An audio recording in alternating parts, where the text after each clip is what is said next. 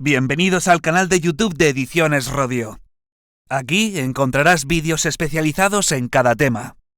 Si te gusta nuestro contenido, no olvides suscribirte, darle a me gusta y comentar tu experiencia. Gracias por elegirnos en tu camino hacia el éxito. Recuerda que nuestros temarios también están disponibles en formato digital y papel. Para cualquier duda puedes escribirnos a info@edicionesrodio.com.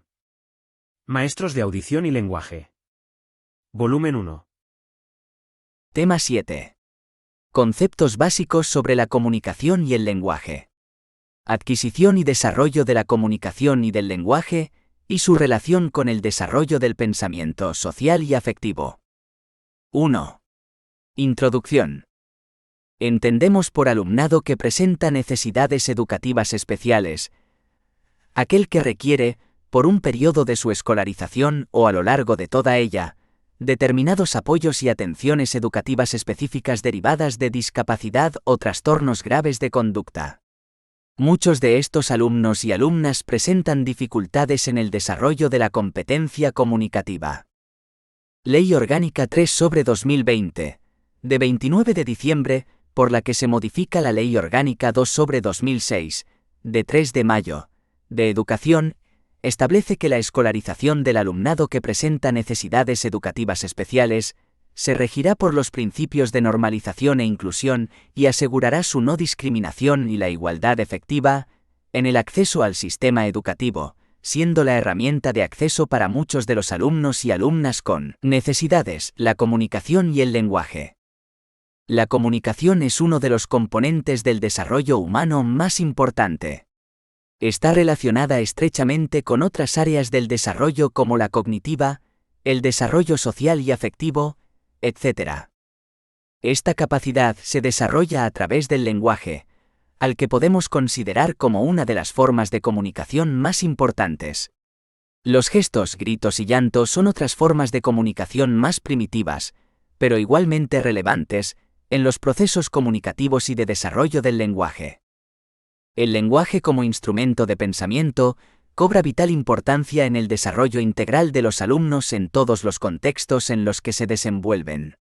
El conocimiento de los procesos de comunicación humana y su desarrollo, así como otros aspectos relacionados con ellos, como los órganos que intervienen en su realización, nos ayudará a comprenderlos como un conjunto de elementos que interactúan unos con otros, con el propósito de comunicarnos con los demás y con nuestro entorno. La escuela está actualmente concebida como un espacio integrador en el que se encuentra una diversidad de necesidades. Muchas de ellas son relativas al lenguaje y comunicación. Las dificultades en los procesos comunicativos y lingüísticos impiden el acceso al currículo de muchos alumnos que, aun estando capacitados para acceder a los conocimientos y logros escolares, estas dificultades lo obstaculizan. Así, en la escuela, los maestros de audición y lenguaje constituyen un recurso educativo imprescindible para hacer llegar a estos alumnos este bagaje académico, sino con la menor dificultad posible. 2. Conceptos básicos sobre la comunicación y el lenguaje. 2,1. Comunicación. La palabra comunicación proviene del latín communicatio, que significa acción y efecto de comunicar o comunicarse.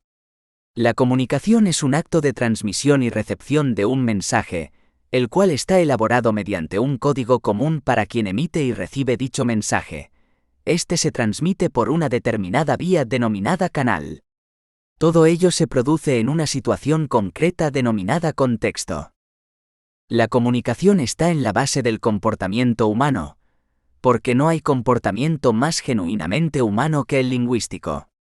Todo comportamiento puede describirse verbalmente, lo que permite su recuerdo y predicción.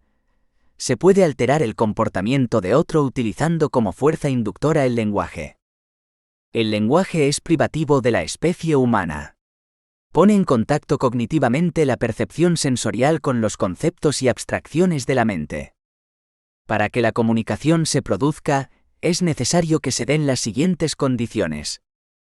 Que exista entre los interlocutores deseos de transmitir y recibir información.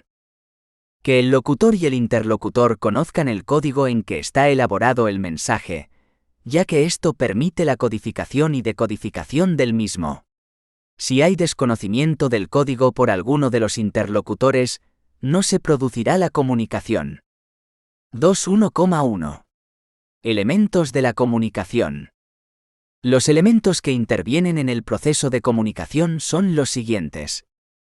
Emisor.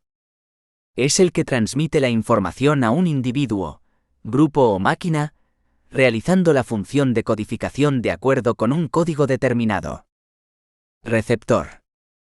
Es el destinatario, individual o colectivo, que recibe la información y realiza la función de decodificar, debiendo conocer el código. Mensaje. Es la información que pasa del emisor al receptor a través de un canal. Canal. Elemento físico por donde el emisor transmite la información y que el receptor capta por los sentidos corporales. Se denomina canal tanto al medio natural, aire, luz, como al medio técnico empleado, imprenta, telegrafía, radio, teléfono, televisión, ordenador, etc., y se perciben a través de los sentidos del receptor, oído, vista, tacto, olfato y gusto. Código. Conjunto o sistema de signos que se combinan mediante reglas conocidas tanto por el emisor como por el receptor. Contexto. Circunstancias temporales, espaciales y socioculturales que rodean el hecho o acto comunicativo y que permiten comprender el mensaje en su justa medida. Estos elementos se relacionan entre sí. Un emisor envía un mensaje a un receptor a través de un canal y de los signos de un código y de acuerdo al contexto en que se sitúa ese acto de comunicación. 2.1.2. Sistemas de comunicación. La comunicación se puede dar horizontal y o verticalmente. La comunicación horizontal se produce entre elementos de igual naturaleza, animales, y la comunicación vertical entre elementos de distinta naturaleza, semáforo y un hombre. Existen otras formas de comunicación, que pueden ser verbales o no verbales. A. Comunicación no verbal. René Spitz, 1972, elaboró un sistema de desarrollo sobre la observación directa en los niños con sus madres. Explica el desarrollo en términos de relación objetal. De los 0 a 3 meses Spitz denomina a esta fase preobjetal, sin objeto. Comienza desde el nacimiento y termina cuando aparece el primer organizador, que es la sonrisa. Se consideran en esta etapa los gestos y las conductas reflejas. Spitz considera que la primera comunicación y verdadera se da cuando el niño sonríe a la madre. Es una respuesta a un estímulo positivo. Cuando llora es la respuesta a un estímulo negativo. Sobre los 8 meses reacciona negativamente ante caras extrañas. El niño está aprendiendo a discriminar, ansiedad ante extraños. Para este autor, la verdadera comunicación aparece cuando está en la época del no. El niño se da cuenta de que tiene opiniones distintas a los demás, pero al no hablar aún no discrimina con palabras. La comprensión va por delante de la expresión. ¿De qué depende la buena calidad de la comunicación? De la integridad del sistema motor. De la integridad del sistema sensorial, sobre todo el auditivo, ya que lo que primero tenemos es la comunicación oral y el sistema motor. De las condiciones hereditarias, condiciones personales que tiene el niño. B. Comunicación verbal. En la comunicación verbal se utiliza el elemento verbal más los factores no verbales. Es importante que se favorezca la capacidad comunicativa en el niño. Hay un factor importante en el desarrollo del lenguaje. La interacción madre e hijo se refiere al lenguaje que la madre desarrolla con el niño pequeño. A este lenguaje se le llama baby talk, estrategias que utilizamos para comunicarnos con el niño. Según Piaget, el desarrollo del lenguaje no es más que otro proceso de reequilibración. Sinclair plantea que para que haya desarrollo lingüístico tienen que confluir 4 líneas evolutivas. Línea de inteligencia sensoriomotriz. Concepto de permanencia del objeto. Línea de la imitación. Función simbólica. Línea de los gritos a los gestos. Línea del balbuceo, juego fonético. De aquí pasa al feedback auditivo, repite lo que escucha, ecolalia. Para Montfort, Tiene verdadera importancia la aparición de las primeras palabras, va perdiendo poco a poco el egocentrismo, está objetivando la realidad y, a la vez, demarcando su universo. La madre hace una adaptación de los niveles y necesidades del niño en cada momento, adapta su lenguaje. No obstante, hay que partir de que el niño no presente dificultades de tipo sensorial, de que no haya carencias ambientales. Tan malo es un ambiente en el que no se proporcionan estímulos, como otro en el que los estímulos solo se produzcan con carácter correctivo. Es conveniente que el niño vaya analizando la realidad, que sea capaz de interpretarla y de retener los modelos que realizamos. La persona que habla abarca lo que dice, lo que quiere decir, cómo lo dice, quién lo dice, para qué lo dice. Toda conducta se verbaliza de manera que el lenguaje permite recordar o predecir un hecho, e incluso, poder cambiar la conducta del que está escuchando. El final de toda conducta lingüística es desligarse de los objetos.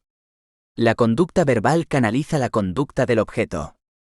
Perelló dice que el habla no es independiente de la conducta del hablante, es decir, del contexto situacional en el que se establece la comunicación. El desarrollo del lenguaje es el vehículo del desarrollo del pensamiento.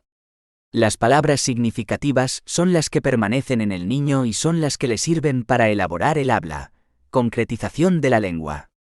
El hombre tiene capacidad de lenguaje a partir de que tiene capacidad simbólica, que es la capacidad de generalizar o abstraer. Los roles de la comunicación, emisor y receptor, se van alternando en la misma persona. Rol pasivo-receptor. Rol activo-emisor. En esta emisión-recepción, no puede haber interferencias ni fallos que impidan, retrasen u obstaculicen el desarrollo del lenguaje, ya que se está elaborando el pensamiento del niño y cualquier fallo o interferencia puede provocar un problema de lenguaje. Dialogar. El diálogo consiste en codificar, emitir, decodificar, comprender e integrar y volver a codificar una respuesta. Hablar. El habla es una concreción que el emisor hace de todas las posibilidades que el lenguaje pone a su disposición. 2,2. Lenguaje.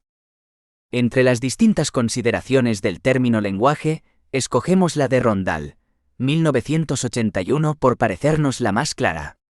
Para Rondal, el lenguaje es un instrumento de comunicación y una función compleja que permite expresar y percibir estados afectivos, conceptos e ideas por medio de signos auditivos o gráficos.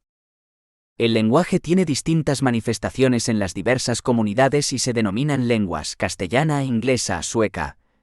Según Saussure, la lengua es la realización social del lenguaje. Otra acepción que tenemos que considerar en el lenguaje es el habla, que constituye la parte individual de este. Es la realización concreta y particular que cada individuo hace de la lengua. El lenguaje oral, como sistema de comunicación característico del ser humano, tiene algunas particularidades. El lenguaje verbal es aprendido en su mayor parte. Permite referirse a sucesos alejados en el espacio y en el tiempo. Puede referirse a otros signos que no pertenezcan a su sistema.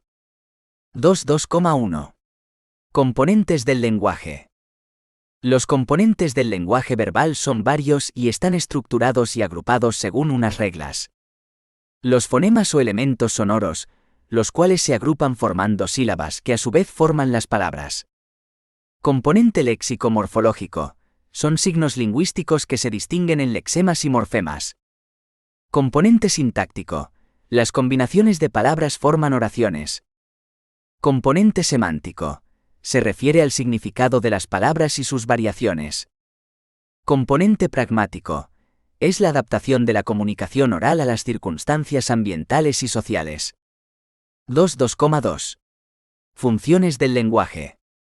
La teoría sobre las funciones del lenguaje de Halliday, 1975, parten de la concepción del habla como elemento social y de la realización real y concreta del lenguaje. Clasifica las funciones del lenguaje en dos categorías: macrofunciones y microfunciones. Hacen referencia a aquellas funciones universales, verdaderas, constantes y subyacentes a toda forma de lenguaje, cualquiera que sea su ámbito cultura. MACROFUNCIONES. Función interpersonal. Está relacionada con el significado expresivo y conativo de la comunicación lingüística. Se utiliza para establecer relaciones sociales. Función ideacional.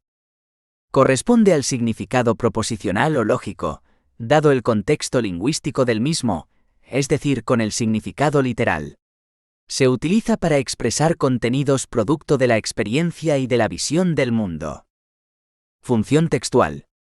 Se relaciona con el significado contextual a través de los procedimientos prosódicos de que dispone la lengua, es decir, pausas, acentuaciones, etc. Ejemplo de esta función sería un discurso o redacción de un ensayo. MICROFUNCIONES. Función instrumental. Se emplea para la satisfacción de necesidades. Función reguladora. Se emplea para controlar el comportamiento de los otros. Función interaccional. Se utiliza para establecer relaciones con otras personas. Es la función del yo y tú. Función personal. Se utiliza para identificarse y expresarse a sí mismo. Función heurística. Se emplea para preguntar sobre algo que queremos conocer. Función imaginativa o creativa. Se emplea para fantasear o imaginar. Función informativa. Se emplea para emitir cualquier tipo de información o dar respuesta a ciertos interrogantes. Función matemática. Aprendizaje y desarrollo de la ciencia personal y heurística. Función pragmática. Satisfacer las necesidades básicas de comunicación para el desarrollo personal y social. 3. Adquisición y desarrollo de la comunicación y del lenguaje, y su relación con el desarrollo del pensamiento social y afectivo. 3,1. Adquisición y desarrollo de la comunicación y del lenguaje. 3.1,1. Teorías sobre el desarrollo. No existe en la actualidad ninguna teoría unánimemente aceptada sobre la adquisición del lenguaje. Las teorías sobre su desarrollo se pueden agrupar en tres grandes tendencias. 1. Teoría innatista. Noam Chomsky, 1928, es su representante más conocido.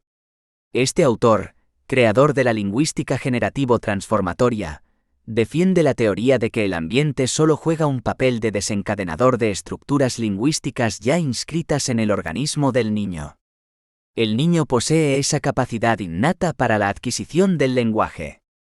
El medio ambiente lingüístico hace entrar en operación automática ciertos principios lingüísticos estructurados.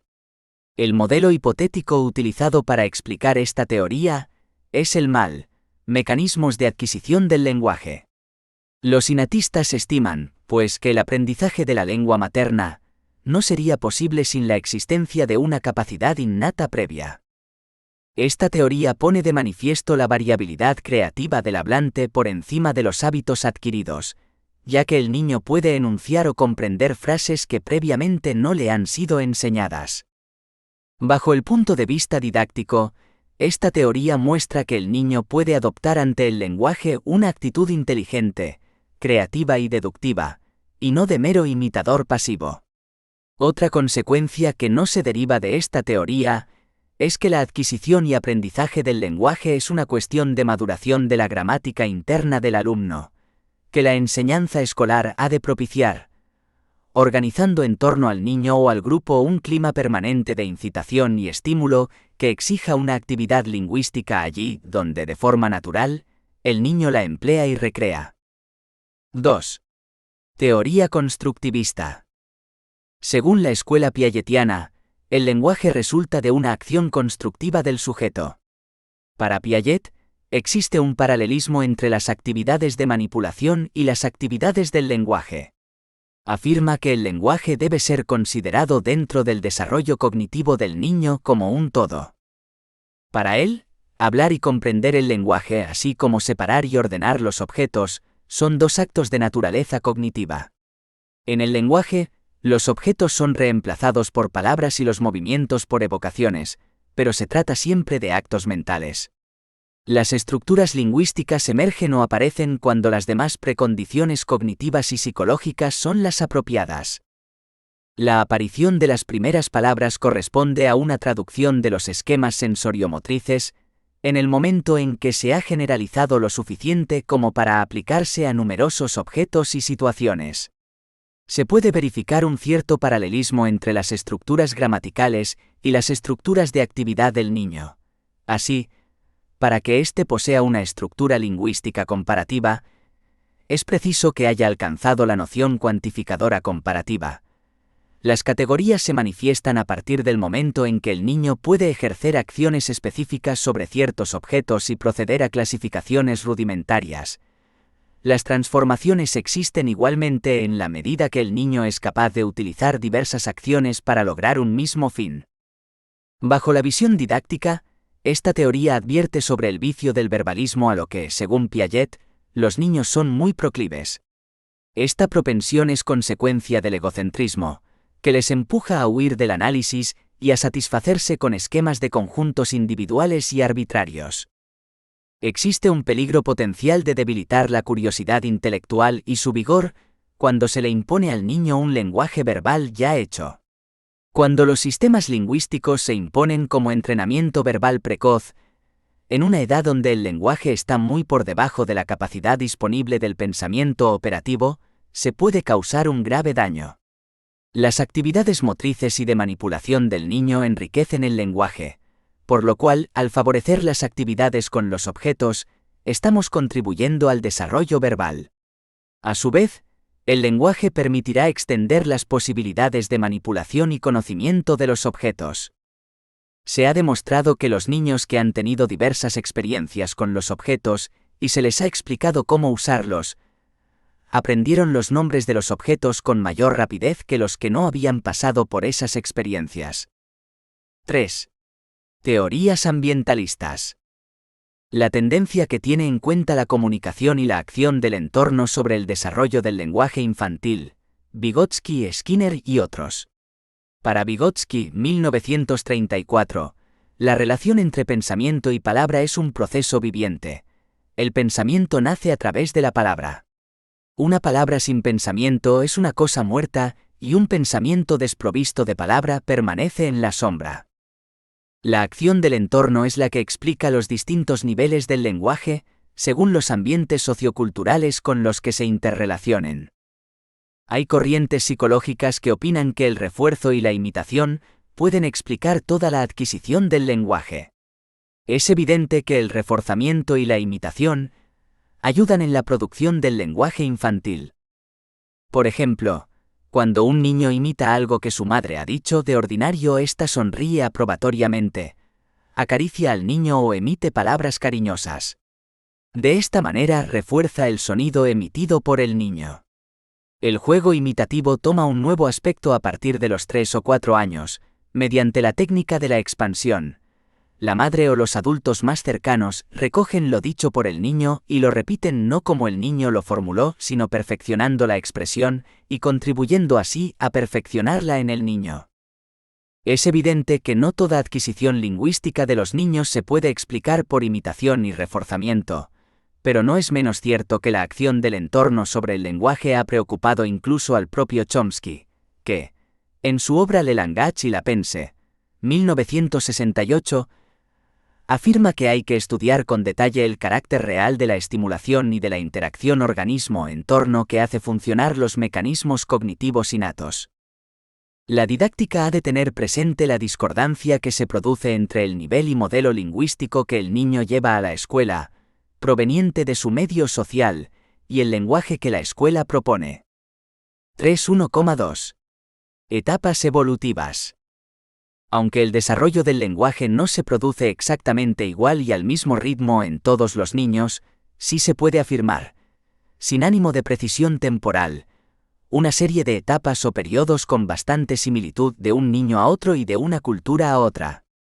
Las diferencias interindividuales en el ritmo de evolución del lenguaje están condicionadas por factores biológicos y medioambientales. En el aspecto biológico, hay que indicar que existen áreas específicas del cerebro que controlan la producción y comprensión del lenguaje. Hasta que el cerebro no se ha desarrollado adecuadamente, los niños no pueden desarrollar el lenguaje. Esto se evidencia por una serie de hechos. El lenguaje se desarrolla en una secuencia similar para todos los niños, independientemente del medio en el que el niño se desarrolla. Los pilares en el desarrollo del lenguaje están estrechamente correlacionados con los pilares del desarrollo motor. Esta correspondencia no significa que el desarrollo del lenguaje sea causado por el incremento de destrezas motoras, pero sí que ambos son controlados por la madurez neurológica. Niños procedentes de diferentes culturas, que aprenden diferentes lenguas, comienzan su lenguaje con expresiones similares. Los factores medioambientales funcionan mediante la retroalimentación que reciben los niños cuando producen sonidos del lenguaje y oyen tipos de lenguaje, y pueden influenciar sobre el desarrollo del lenguaje. Si un niño es recompensado por construir frases, palabras, etc., continuará haciéndolo. En el desarrollo del lenguaje infantil podemos distinguir tres grandes periodos o etapas. Primer periodo o periodo prelingüístico. Se extiende desde el nacimiento hasta los 18 meses, aproximadamente. En este periodo aparecen los hitos siguientes. Primeros gritos con los que expresa su malestar o hambre. Estos gritos constituyen comunicación cuando el niño toma conciencia del poder significativo de los mismos, emitiéndolos con la intencionalidad de producir una determinada respuesta en las personas que lo rodean. Balbuceo, 6 a 7 meses, caracterizado por la práctica de las nuevas habilidades articulatorias descubiertas por el niño. El balbuceo lo utiliza el niño a manera de juego espontáneo. Aparecen intentos de imitación de sonidos, ecolalia. Se va pasando de una modalidad de repetición a una modalidad de intercambios. Primeras palabras y expresiones comprendidas, seguidas de las primeras palabras expresadas, 12 meses aproximadamente. Las palabras usadas inicialmente por los niños son idiosincráticas. No son palabras que los niños hayan oído de sus padres o de otros adultos, sino que tienden a ser nombres para clases de objetos o sucesos como el estado de hambre o deseos de alimentos. Es una palabra sobregeneralizada, de un carácter global y de significación múltiple.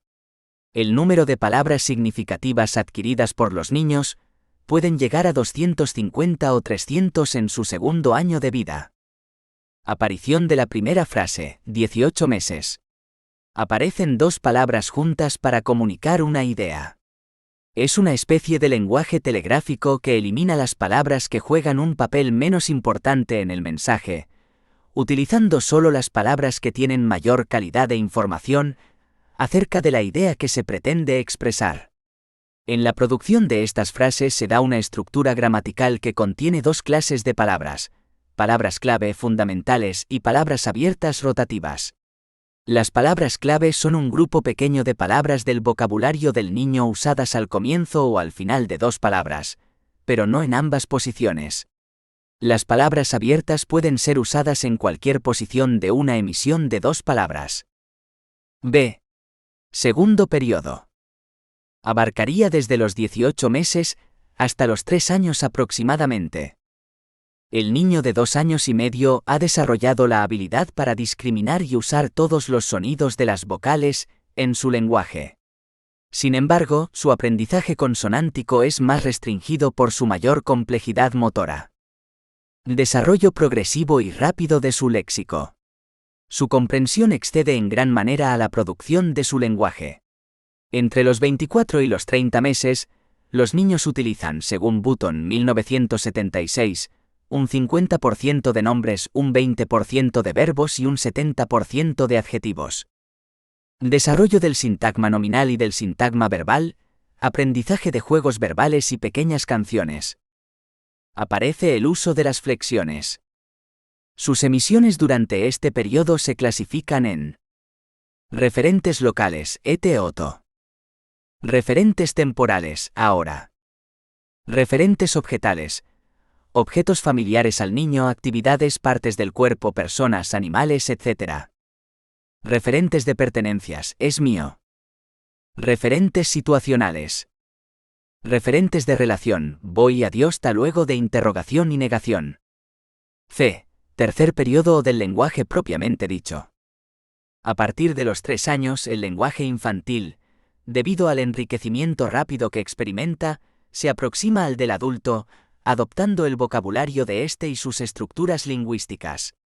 El lenguaje se desprende paulatinamente de la acción inmediata, ya que el niño ha superado la etapa sensoriomotriz. Su interés por el lenguaje aumenta ostensiblemente, y lo utiliza como instrumento de creación y fantasía. Aparece el uso del yo, implicándose personalmente en la comunicación. Pasa, desde el monólogo de frases anteriores al diálogo personalizado. Es la etapa de las preguntas. Al llegar a los 5 años puede dominar de 2.000 a 2.500 palabras, según el medio. Su dominio de términos y estructuras no es completo. Se ha sugerido muchas veces que, excepto para el incremento del vocabulario, la adquisición del conocimiento del lenguaje es completo a la edad de 5 o 6 años. Esta creencia ha sido descartada por muchos autores. Es de concepción general que el desarrollo del lenguaje adicional ocurre después de los 6 años y puede continuar incluso en la adolescencia. Por supuesto, el vocabulario crece extraordinariamente de los 6 a los 12 años, al ritmo de 1.000 palabras por año aproximadamente. También se producen cambios en el significado de las palabras.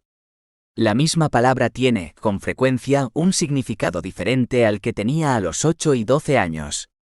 Los significados concretos se van transformando en significados psicológicos con el aumento de la edad cronológica y el desarrollo mental y experiencial que ésta conlleva. El desarrollo sintáctico consiste en incremento de la complejidad de unidades de la frase usadas en el discurso, mediante la implicación de frases y modificaciones del sujeto. Aprendizaje de las excepciones de las reglas sintácticas generales. Incremento del uso de estructuras sintácticas raras veces usadas, aún en el lenguaje adulto. En este sentido, niños de temprana edad pueden entender oraciones en voz activa, pero tienen dificultades en comprender frases en voz pasiva. Uno de los hechos más importantes que interesa conocer al maestro de audición y lenguaje es el nivel lingüístico en que se encuentra el alumno a su ingreso en la etapa infantil, lo que le permitirá a éste fijar un punto de partida para una actuación educativa adecuada. Los aspectos considerados son los siguientes. 1. Permanencia de algunas dislalias fisiológicas, dificultades en la articulación de sonidos, que desaparecerá más tarde. Omisión de fonemas, sílabas e incluso palabras. Sustituciones o cambios de unos fonemas por otros, dr, rl y por dsl, ei, zgj. Inclusión de fonemas. Dificultades de integración fonológica. Es la alteración de la secuencia normal de los fonemas o sílabas dentro de una palabra. Estas dislalias que, como ya se ha indicado, pueden ser como consecuencia de la falta de madurez del aparato fonador, carencia de habilidad en la lengua, falta de endurecimiento del paladar óseo, no estar debidamente formados los alvéolos dentarios, etc., serán superadas siempre que no se refuercen por padres o docentes. El alumnado que presenta dislalias fisiológicas, cuyos padres o profesores han evitado toda crítica del trastorno, no suelen resentirse ya a los 5 o 6 años. Asimismo, entre los 3 y los 5 años se produce con frecuencia la denominada disfemia fisiológica. El ansia de comunicación del niño es tan grande entre los 3 y 5 años, que la facilidad de palabra y la rapidez de pensamiento no van al compás. Si los padres llaman la atención sobre esta dificultad de forma continuada, el niño adquiere conciencia de él, y un fenómeno evolutivo puede llegar a convertirse en una dificultad logopédica. 2. En cuanto al vocabulario, dimensión estructural del lenguaje, contenido de la comunicación, expresión y creatividad, se recogen los resultados de la investigación expuesta por C. Rosales, 1994. Los niños a esta edad utilizan un 50% de su léxico en forma de verbos, nombres y pronombres. Los verbos y nombres son más abundantes que los pronombres. Un 30% en forma de determinantes de diversa índole y el 20% restante como nexos, interjecciones y onomatopeyas. En los nexos, las proposiciones abundan sobre las conjunciones. Utilizan preferentemente los tiempos verbales presente y pasado con relación al futuro. Los tiempos compuestos son raramente usados. Los modos verbales más frecuentes son el indicativo, el que más, el subjuntivo y el imperativo. Entre los determinantes, mayor frecuencia de los adverbios y artículos que de adjetivos. Los artículos determinados con preferencia sobre los indeterminados.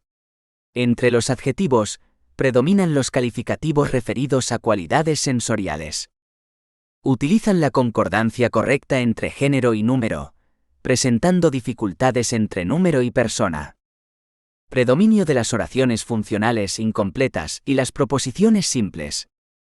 Utilización preferente de la coordinación y yuxtaposición. En el diálogo, utilizan el estilo directo con tiempos verbales en presente y el estilo indirecto con tiempos verbales pasados.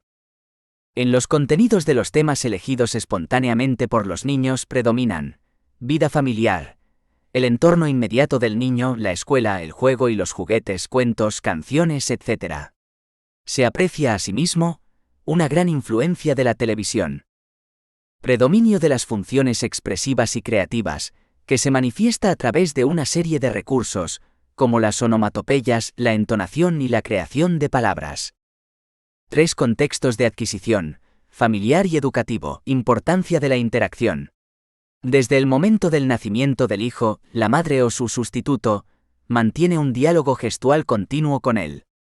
Este hablar continuado de la madre, llamado afectivo, es el medio para expresar el amor al hijo. Es la primera condición indispensable para la adquisición del lenguaje. La madre, con un gran sentido pedagógico, no solo le habla a su bebé sino que le deja hablar. El bebé reproduce los sonidos, las entonaciones, imita melodías de los enunciados adultos, sin que aún diferencie las palabras. Wyatt, 1969 afirma. La madre ofrece un excelente modelo verbal a su hijo. Articula claramente. Usa frases cortas y sencillas, apropiadas a la edad y nivel de desarrollo del niño. Emplea palabras y frases que se corresponden muy bien con las del niño. Le enseña palabras nuevas, diferenciaciones entre conceptos y objetos próximos. Le proporciona un feedback verbal específico e inmediato y le enseña sin que se aperciba, en un clima de contento y encanto recíproco. La madre actúa normalmente a manera de psicopedagoga natural, con unos procedimientos educativos implícitos que la psicología del aprendizaje ha valorado en sus justos términos. Partir del lenguaje del niño, la regresión positiva de Wyatt. Los feedback correctores expansivos de los enunciados que el niño utiliza, incitaciones extralingüísticas, extensiones semánticas, etc., son procedimientos de pedagogía natural utilizados hábilmente por la madre. Hay, sin embargo, hábitos perniciosos en las relaciones comunicativas con el niño pequeño. Algunos padres y adultos próximos al niño se divierten con el lenguaje de este e intentan imitarlo, pensando que el niño no los comprenderá si no adoptan un lenguaje deformado, simplificado, generalmente desprovisto de determinantes y de relaciones sintácticas. Con este proceder se retrasa el progreso de los niños y se dificulta la comprensión de su lenguaje. Tampoco es conveniente, en la comunicación con el niño pequeño, la utilización de un lenguaje excesivamente elaborado y sofisticado. Hay pues que partir, en un principio, del lenguaje conocido por el niño para que nuestros enunciados sean comprensivos para éste. Una adaptación del lenguaje adulto al niño es el llamado Baby Talk, Ferguson, 1964. Es un subcódigo lingüístico que emplean también los niños mayores de 5 a 6 años, y que contribuye a consolidar, completar y modificar el comportamiento verbal. Cuando un niño se escolariza por primera vez en la escuela, su lenguaje entra en confrontación con el lenguaje de su maestro A. Esta confrontación puede revestir distintas modalidades. Cualquiera que sea el nivel de desarrollo lingüístico en que el niño se encuentra, se va a ver, en mayor o menor grado, dificultado o favorecido. Esto va a depender de la mayor o menor similitud entre el lenguaje del profesor y el lenguaje del medio familiar en el que el alumno se ha estado desenvolviendo hasta ese momento. A este respecto, siguiendo a L. Lentin, 1980, se puede afirmar que el niño de un medio sociocultural favorecido reconoce al oír a su profesor el lenguaje de su madre, el lenguaje de su ambiente familiar. Esta similitud favorecerá el enriquecimiento de su propio lenguaje, al existir una armonía entre este y el lenguaje escolar. El niño llega a la escuela no solo con el deseo, sino también con la necesidad de hablar, de expresarse, de intercambiar con los compañeros y con los adultos.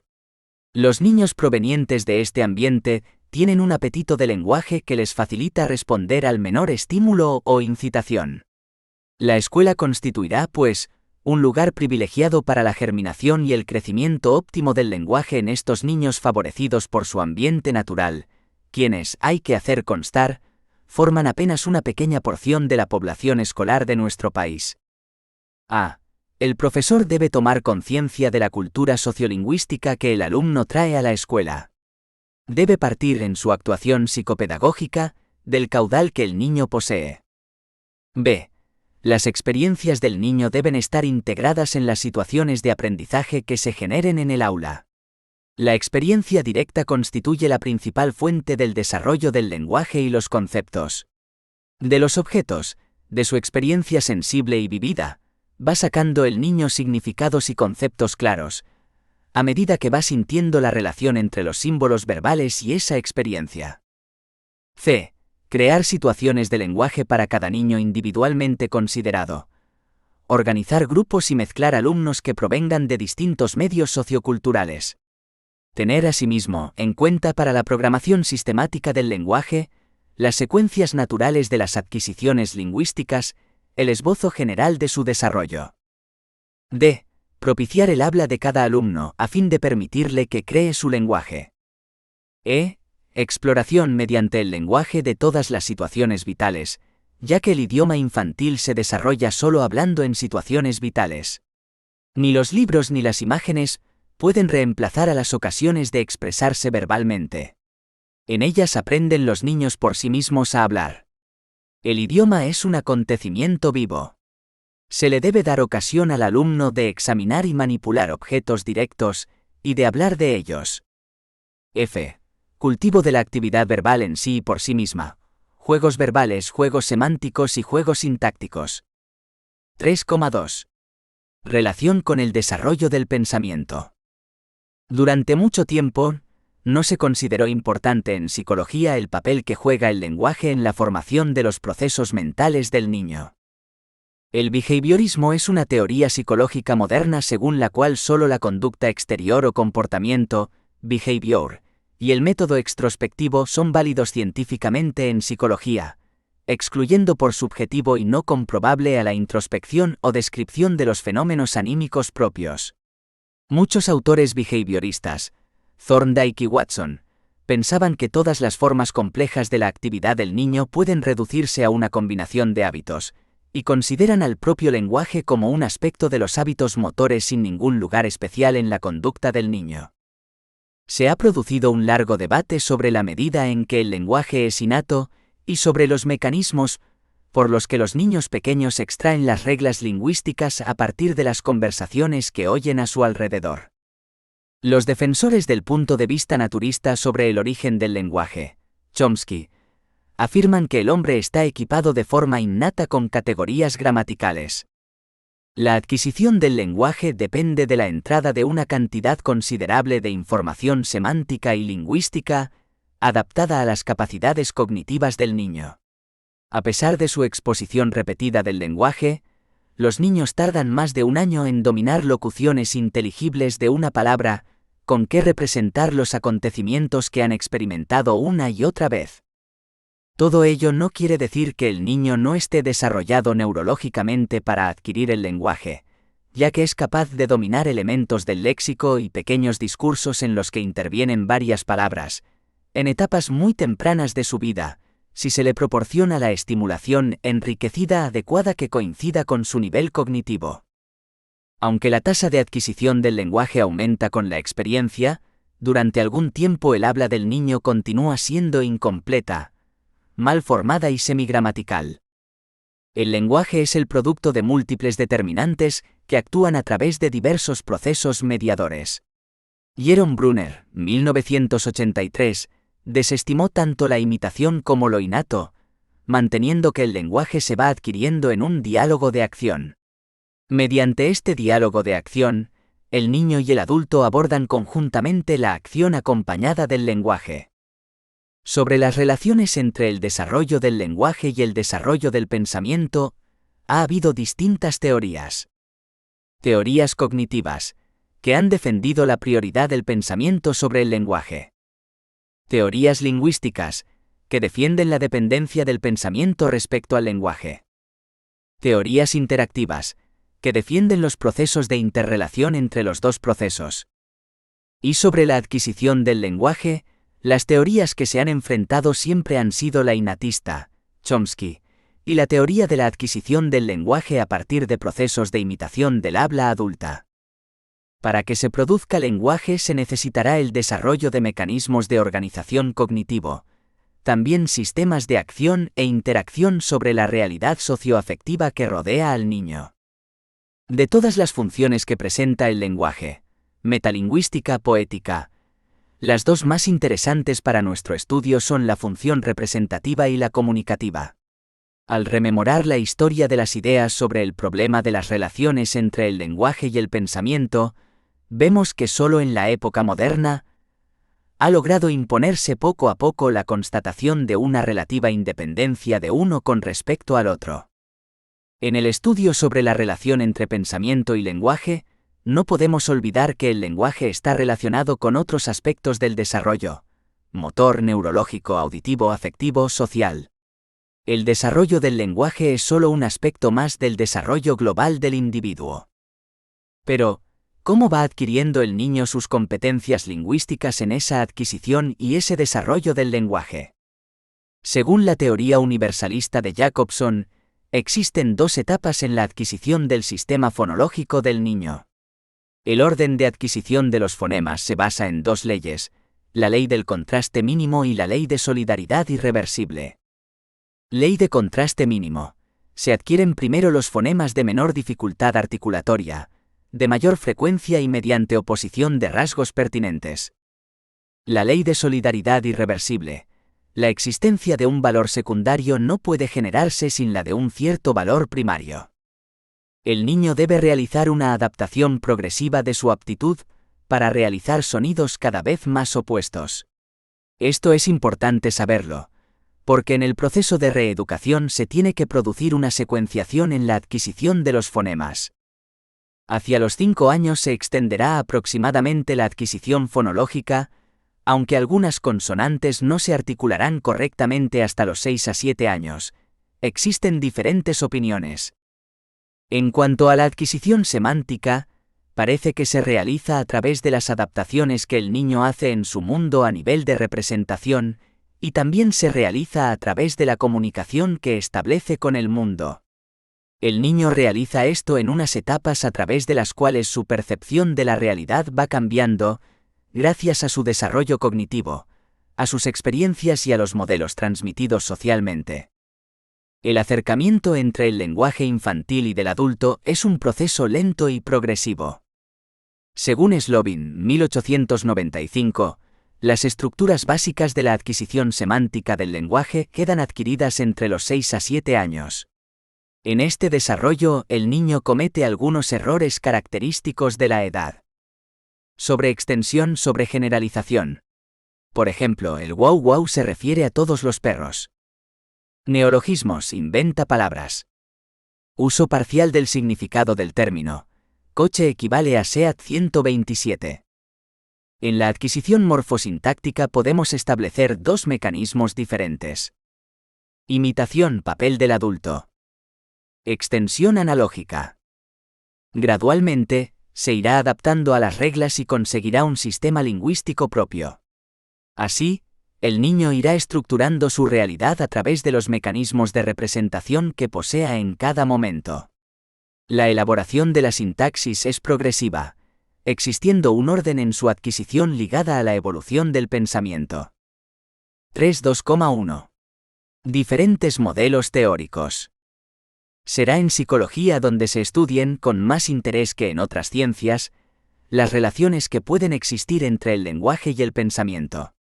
A partir de varias teorías, se produce la confrontación de dos grandes escuelas o modelos en psicología que se encargan de establecer la relación entre el desarrollo cognitivo, pensamiento, y el desarrollo lingüístico. 1. Modelo piagetiano constructivista. Las concepciones de Piaget ofrecían un punto de vista nuevo y diferente sobre la génesis simultánea del lenguaje y el pensamiento en aquellos momentos. La aparición del lenguaje no es un hecho aislado ni fortuito o ligado solamente a la imitación del lenguaje del entorno, sino que traduce, como el juego y el dibujo, el nacimiento del pensamiento simbólico o semiótico. El pensamiento simbólico es la consecuencia, para Piaget, de la representación que ya tiene el niño al año o 2 años de edad, para evocar la imagen de un objeto, acción o acontecimiento ausente. Las evocaciones que están en el origen de las palabras permiten que el pensamiento se libere de lo inmediato, descentración. La apreciación diferente del mundo exterior se conjuga con las posibilidades crecientes de comunicación debidas al lenguaje, para favorecer la inserción del niño en la colectividad. La evolución del lenguaje sigue muy fielmente la del pensamiento, es el reflejo de este, no su creador. El papel del lenguaje es ciertamente un factor favorecedor para llegar a la abstracción. Por otra parte, el hecho de que los niños sordos lleguen a un buen desarrollo intelectual es el testimonio evidente de un pensamiento no verbal y, sin embargo, capaz de comunicación. Podemos añadir en la actualidad la experiencia de los paralíticos cerebrales afásicos. Todos ellos son ejemplos de que el pensamiento puede desarrollarse sin la ayuda del lenguaje. De todo lo expuesto se deduce que el lenguaje no basta por sí solo para explicar el pensamiento. Según Piaget, la inteligencia no solo comienza a desarrollarse con antelación al lenguaje, sino que además proporciona los recursos cognitivos para que el desarrollo y uso del lenguaje sean los adecuados. El desarrollo del lenguaje sigue en líneas generales los pasos del desarrollo cognitivo general y no al contrario. Es en el periodo sensoriomotor, cuando elabora un sistema de esquemas que prefiguran las estructuras de clases y relaciones, así como las formas elementales de la conservación y la reversibilidad operativa, desarrollo intelectual. En definitiva, Piaget se olvida un poco del carácter social y comunicativo que tiene el lenguaje. En su teoría subordina el lenguaje al pensamiento. 2. Modelo soviético, Vygotsky y la escuela rusa. La escuela soviética, a partir de las teorías de Pavlov, considera los procesos mentales como formaciones funcionales complejas que se elaboran como resultado de formas concretas de interacción entre el organismo y su entorno, medio. La actividad mental humana se desenvuelve en condiciones de auténtica comunicación con el entorno, en el transcurso de la cual el niño adquiere de los adultos la experiencia de muchas generaciones. El lenguaje, que recoge la experiencia de generaciones o de la humanidad, interviene en el proceso del desarrollo del niño desde los primeros meses de su vida. Todo este proceso de la transmisión del saber y la formación de conceptos constituye el proceso central del desarrollo intelectual infantil.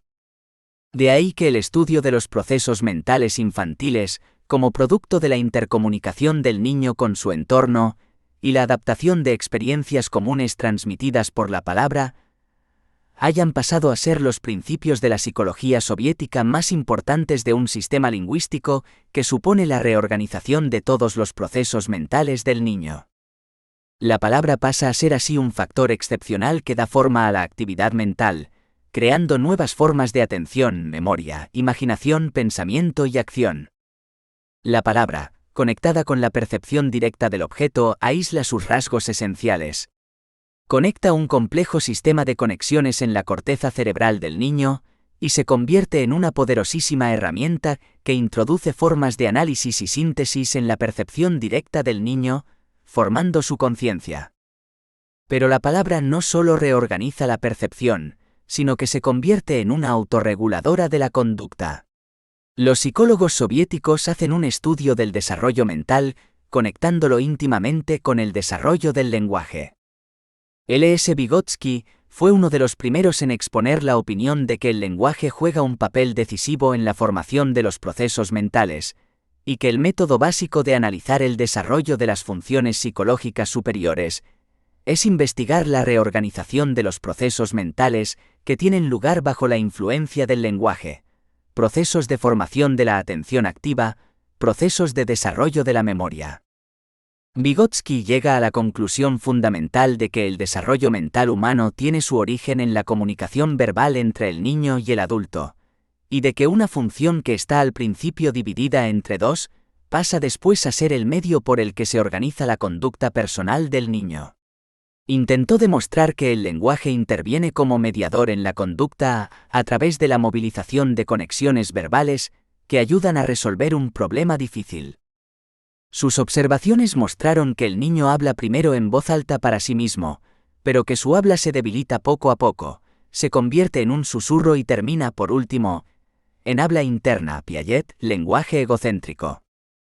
K. Goldstein y A. Helb expresaron el parecer de que la adquisición del lenguaje permitía al hombre elevarse sobre la percepción directa y visual en el análisis de sus datos, para relacionar objetos percibidos en ciertas categorías, haciéndole así posible organizar su conducta, no según la situación visualmente percibida, sino de acuerdo con una reflexión categorizada del mundo, más profunda.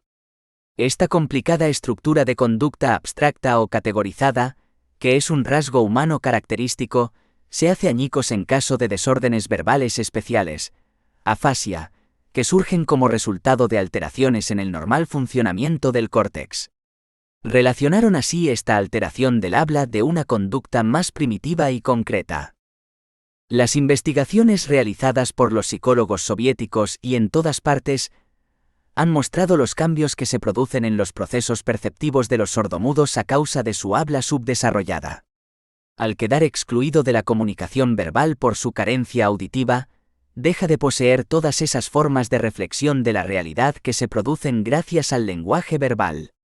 El sordomudo es incapaz de abstraer la cualidad o la acción del propio objeto, incapaz de formar conceptos abstractos, de sistematizar los fenómenos del mundo exterior con ayuda de las señales abstractas proporcionadas por el lenguaje.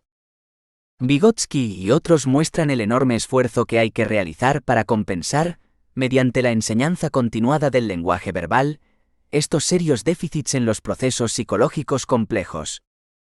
Vygotsky habla de que el lenguaje es una herramienta con carácter social, por la que adquirimos la cultura. El significado de la palabra es el concepto, y esto es lo que va a formar el pensamiento verbal. El pensamiento se construye a raíz del significado de la palabra. El lenguaje es el producto de una interacción social y el pensamiento existe a través del lenguaje, o lo que es lo mismo, a través de la palabra. Se dan dos tipos de habla. Interna, hablamos para nosotros mismos. Externa, hablamos para los demás. El habla interna sirve para la autorregulación de nuestra conducta. Para Piaget el lenguaje egocéntrico es una manifestación del pensamiento egocéntrico del niño, incapacidad para prescindir de su punto de vista y poderlo coordinar con el ajeno. Para Vygotsky, el lenguaje egocéntrico es un lenguaje interior que transmite el habla en pensamiento y cuya función es la autorregulación y planificación de la actividad. Brunner considera que el lenguaje se desarrolla en el niño a través de los procesos de interacción social, y que el lenguaje es el instrumento más importante para el desarrollo cognitivo. Pero es necesario un nivel mínimo de desarrollo mental. Hoy se admite una teoría conciliadora. Se da un desarrollo paralelo de las dos funciones, con influencias recíprocas. 3,3. Relación con el desarrollo social y afectivo. La adquisición y el desarrollo del lenguaje no es un hecho aislado del resto de las características que conforman a la persona. Paralelamente al lenguaje se van a ir adquiriendo y desarrollando las demás áreas, que lo harán, no de forma aislada, sino en mutua relación con el lenguaje, de manera que los problemas que puedan surgir en un área cualquiera influyen determinantemente en las demás. Veamos algunas de estas áreas. A. Desarrollo social. La adquisición del lenguaje consiste en aprender a usarlo como instrumento para regular nuestras relaciones o interacciones con los demás. Esto requiere participar desde los inicios de la vida en situaciones y actividades sociales. El niño utiliza el lenguaje como principal vehículo para comunicarse con los demás. De esta manera, el desarrollo social va a depender en gran manera del desarrollo del lenguaje. Las interacciones entre el niño y el adulto, principalmente la madre, se inician ya desde el mismo nacimiento. El niño va reaccionando ante los gestos, las miradas y la voz de los adultos, y esto le va a permitir ir estableciendo vínculos con exterior. Los adultos también irán adecuando sus conductas a las del bebé. Todas estas conductas se van a desarrollar de forma estable hasta consolidar en el niño patrones de conductas sociales, de relación a través de la imitación, el refuerzo y las interacciones con los adultos que cada vez se van a generalizar más: madre, padre, hermanos, demás familia, conocidos. El niño muestra una gran facilidad para incorporarse al medio social que le rodea y para participar en los intercambios sociales cotidianos, y todo ello desde que nace y a través del lenguaje. En esas interacciones que cada vez se van haciendo más complejas, es donde el adulto va desarrollando y utilizando un subcódigo lingüístico característico llamado Baby Talk, Ferguson, 1964. Esta adaptación sirve para mejorar la comprensión del niño y a la vez para proporcionarle pautas para la imitación y el aprendizaje. Las conductas interactivas, que en un principio van a ser gestuales, irán adquiriendo progresivamente la forma de vocalizaciones, balbuceo o holofrase. En definitiva, el lenguaje no es la adquisición de una estructura oral o escrita. En la adquisición del lenguaje intervienen más variables, factores extralingüísticos, que van a conformar el desarrollo social del niño. Una de las variables más importantes va a ser la influencia del medio en el desarrollo lingüístico del niño, favoreciéndolo o entorpeciéndolo, según las circunstancias. Un tipo de influencia importante será la afectiva o emocional. B. Desarrollo afectivo-emocional. La afectividad es el punto de partida del desarrollo infantil. Un niño carente de afecto no solo no puede aprender a hablar, sino que puede detenerse el desarrollo integral de su ser físico y mental. En grado máximo, la desaferentación afectiva, término empleado por Ajuria Guerra, puede ser altamente significativo en el retardo del lenguaje del niño. La teoría tradicional que describe la sintomatología del niño autista o con tendencia autista señala signos de total indiferencia hacia el mundo. Es el niño que no quiere hablar porque no está motivado para hacerlo, o bien que no logra relacionarse con los otros porque sus medios de comunicación son diferentes de los de uso común. Da la impresión de que solo vive para sí mismo, que no siente afecto hacia nadie o no lo demuestra y se encierra en un aislamiento total. Por eso se ha usado el término síndrome del niño aislado como sinónimo de autismo. El aislamiento característico de este tipo de niños provoca el rechazo e incomprensión de los otros, formándose un círculo vicioso que agrava su inadaptación social. En menor grado, los problemas afectivos debidos a las características negativas de la dinámica familiar pueden empujar a un niño a actuar como si fuera de menor edad de la que realmente tiene, quizás con el deseo inconsciente de llamar la atención y conseguir el afecto de los otros, celos. Tal situación puede provocar distintos tipos de conductas, como la del niño exhibicionista que trata de llamar la atención a toda costa. Quiere hacerse el gracioso y por eso a veces habla como un niño pequeño. Conductas regresivas. En cambio, el niño que siente el cariño y protección de su madre y de todos los que le rodean, manifiesta desde la etapa de bebé sus deseos de relacionarse con los adultos que forman su mundo. Un avance altamente significativo para su desarrollo verbal y social es la aparición de la sonrisa, no a manera de un simple reflejo, sino cargada de la fuerza emotiva que conlleva y del placer manifiesto de su mirada y su expresión facial y corporal, tratando de comunicar la alegría de su cercanía con los otros. En la etapa de bebé, el niño es todo emoción, mientras sus posibilidades verbales son mínimas. Antes de que comprenda la palabra, puede captar el contenido emocional que encierran las palabras de su madre, según la entonación que imprime su voz y su expresión gestual y corporal. En esta misma etapa impone diferencias tonales y juegos melódicos a sus vocalizaciones para expresar sus estados de ánimo. A medida que crece y adquiere el lenguaje oral, su conducta se intelectualiza más y la palabra puede controlar su emoción. Esto es, la conducta preverbal es más emocional que intelectual, mientras que la realización verbal es más intelectual que emocional. La emoción y la afectividad del niño son elementos de los que depende el despertar de la función comunicativa del habla. La madre que ama a su hijo siente una intuición espontánea para protegerlo, cuidarlo y hablarle de todo lo que sucede, a sabiendas de que no la entiende. Sin embargo, no todas las madres ni todas las personas desempeñan el mismo papel en la formación del lenguaje en el niño. Wyatt clasificó las interacciones verbales de las madres con sus hijos en 3 grupos. Las madres que pecan por falta de comunicación, que hablan muy poco al niño. Las que le hablan demasiado, y emplean términos elevados, pretendiendo que adquieran un nivel lingüístico superior.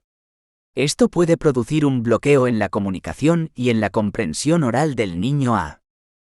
Las madres que realmente favorecen el desarrollo verbal del niño son las que le hablan poniéndose a su altura, que a veces pueden usar un lenguaje bebé cargado de un matiz afectuoso y emotivo. No queremos decir con esto que se deba reforzar el habla bebé del niño cuando éste la use, sino simplemente el hecho de que la madre sepa transmitir el amor que siente por su hijo. Los factores socioculturales también determinan en gran parte el desenvolvimiento del habla infantil. Musen 1978 ha comprobado cómo los niños de la clase media y alta tienen mayor nivel lingüístico que los de la clase baja, debido a que los padres se preocupan más por el progreso verbal de sus hijos, por lo cual les brindan frecuentemente oportunidades de hablar, los escuchan con atención y los recompensan en alguna forma por los progresos logrados. Hacen falta aún estudios sobre el desarrollo verbal infantil en diferentes medios socioculturales, en los que paralelamente al examen lingüístico de los niños, se observan rasgos especiales de la expresión oral del medio adulto que los rodea. Muchos niños con dificultades en el desarrollo del lenguaje pueden tener problemas afectivos, por ello se tiende siempre a establecer una relación de causa-efecto entre el desarrollo afectivo y el trastorno de elaboración del lenguaje. Las situaciones familiares que nos podemos encontrar más frecuentemente son: 1. Sobreprotección familiar. La familia ansiosa, que teme sin cesar por su hijo y se niega a verle crecer, le quiere guardar bajo una estrecha dependencia. En estas condiciones, la familia puede establecer con el niño una relación muy íntima. Lejos de incitar a adquirir las actividades de su edad, a tomar experiencia de las cosas, a atreverse a descender una escalera, más tarde a abotonarse el abrigo, actúan sin cesar en lugar de él y no ceden a sus requerimientos. El lenguaje se constituye pero no evoluciona. El comportamiento del niño es pueril, lenguaje bebé. 2. El rechazo. El niño que es rechazado mantiene una relación agresiva con el medio familiar. Su evolución afectiva está profundamente trastocada, es inestable, tiene pataletas violentas, trastornos del sueño, su oposición puede manifestarse en el aspecto alimenticio o en los hábitos de limpieza. La ausencia de presentación del lenguaje se sitúa dentro de este cuadro clínico y puede tomar 2 aspectos distintos. Depresión. Se encierra en sí mismo sin deseos de comunicarse con los demás. Rechazo a expresarse por medio del lenguaje. 3. El abandono. En estas situaciones el niño se encuentra sin modelo educativo, por efecto de la falta de ambiente familiar. Esto se observa en las familias que no ponen interés por las cuestiones de educación de su hijo. En estos niños se observa la ausencia de aparición del lenguaje o la falta del deseo de comunicarse. Los vínculos afectivos básicos son el apego y la amistad y juegan un papel muy importante en los primeros años del niño. Los modelos educativos deben combinar todas las variables afectivas emotivas junto a las exigencias adecuadas a las capacidades del niño. 4. Conclusión.